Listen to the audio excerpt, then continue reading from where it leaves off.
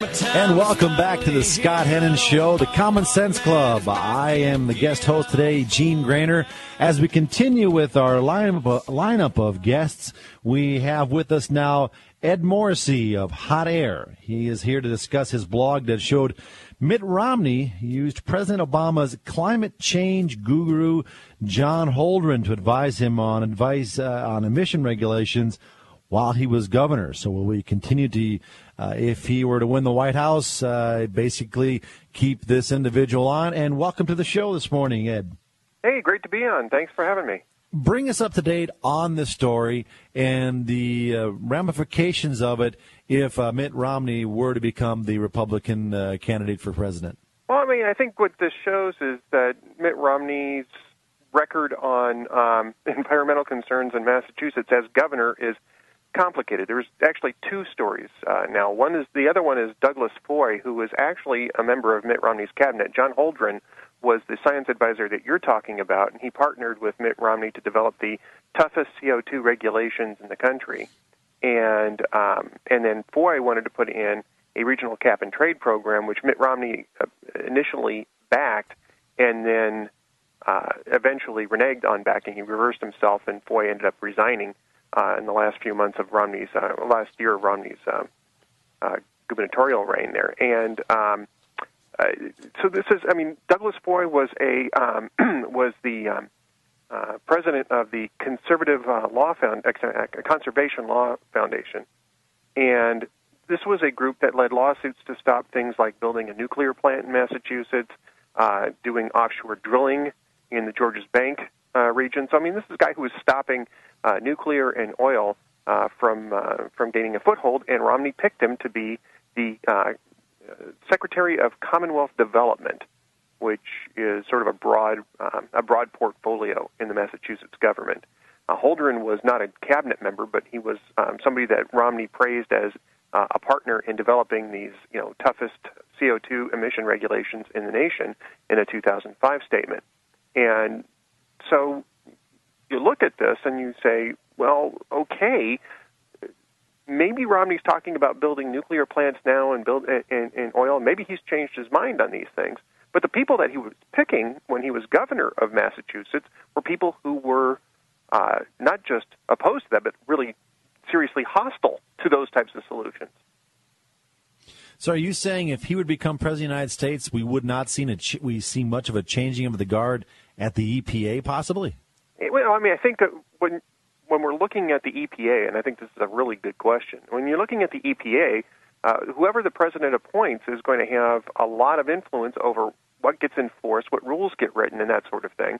And if you go by Romney's track record, he's been picking people like Holdren and Foy to man those offices. Now, I'm not saying that Douglas Foy seems to be a pretty straight-up guy. I think he was pretty straightforward about what his beliefs were, and I think if you take a look at the record, he was trying, at least in part, to make those regulations somewhat more business-friendly. But I mean, it's still a hostility to energy production and a very warm embrace of regulating your way to CO2 emission reductions. And in what happened in Massachusetts is they imposed all these really tough emission standards, and electrical production dropped, and they had to buy more electricity from outside of the state and outside of the country.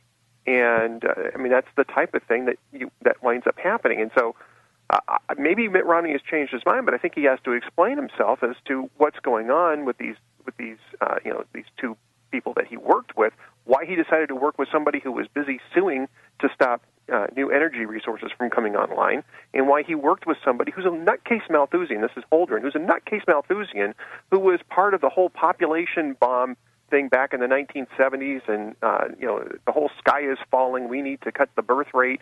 The people who were cheering for things like China's one-child policy. Well, the thing is, with North Dakota, this has major ramifications if the EPA is not harnessed in some, and a lot of states that are growing in energy up and down the Midwest, and of course the offshore drilling issues.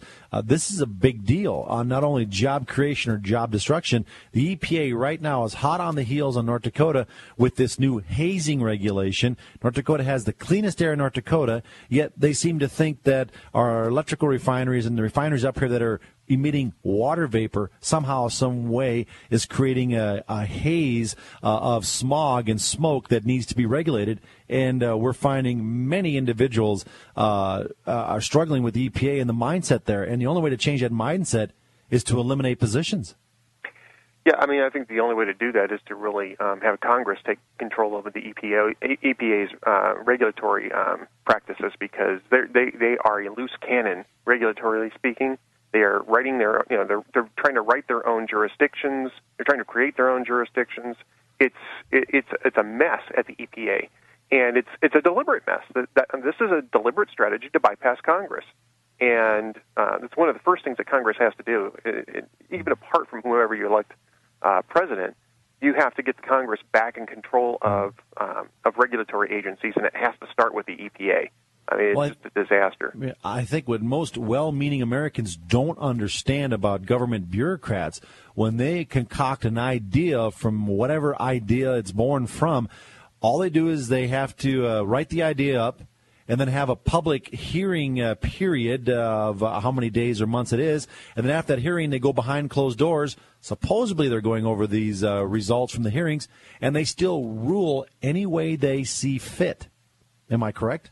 Yeah, I mean, the whole idea here is they're trying to make these guys independent of everybody. They are, I mean, it's almost the classical definition of loose cannons. Congress isn't able to rein them in. Obama's appointing these people who are very similar to John Holdren and Douglas Foy to concoct all of these new regulations based on a finding that they got that said that carbon is CO2 is a danger. Mm-hmm. And so once you write that, it gives them everything emits CO2. I mean, really. I guess I better stop exhaling in my office. I mean, almost literally. I mean, it really becomes a key that opens every door. Mm-hmm. And they've just started on this. And so you have to look at Mitt Romney, and of course, Mitt Romney his plan is actually a very good plan. You look at the plan, and I apologize because obviously I've got a call waiting, so if you heard a click, that's my fault. I tell you, I got a minute left. I need to ask you a question. So then how does this contrast Romney on energy then with his opponents like Perry and Kaine, who are basically his competition right now?